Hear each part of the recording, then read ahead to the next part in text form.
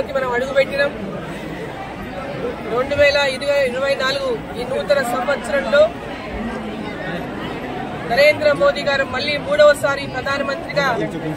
ఈ దేశానికి ప్రధానమంత్రి కావాలని దేశ ప్రజలందరూ కోరుకుంటున్నటువంటి నేపథ్యంలో ఎక్కడికి వెళ్ళినా ఈసారి నరేంద్ర మోదీ గారికే ఓటు, బీజేపీకే ఓటని ఎక్కడికి వెళ్ళినా ప్రజలు చాలా ఉత్సాహంతో చెబుతున్నారు. ఈరోజు మరి జోగులాంబ అమ్మవారి ఆలయానికి దక్షిణ కాశీగా పిలువబడేటటువంటి అలంపూరు జోగులాంబ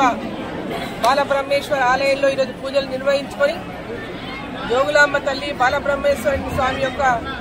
ఆశీర్వాదం తీసుకొని మరి తెలంగాణ రాష్ట్రంలో వచ్చేటటువంటి పార్లమెంట్ ఎన్నికల్లో అత్యధిక స్థానాల్లో భారతీయ జనతా పార్టీ పార్లమెంట్ అభ్యర్థులను గెలిపించడానికి అమ్మవారు ఆశీర్వదించాలని, అదేవిధంగా దేశంలో మళ్లీ మూడవసారి నరేంద్ర మోదీ గారు ప్రధానమంత్రి ఖచ్చితంగా అవుతారని, అమ్మ ఆశీర్వాదం పూర్తి స్థాయిలో అందించాలని చెప్పి ఇక్కడ పూజలు నిర్వహించడం, దక్షిణ కాశీగా పిలువబడినటువంటి జోగులాంబ అమ్మవారి ఆశీర్వాదం ఈ రాష్ట్రానికి దేశ ప్రజలకు అందరికీ ఉండాలని చెప్పి కోరుకుంటూ అందరికీ నూతన సంవత్సర శుభాకాంక్షలు.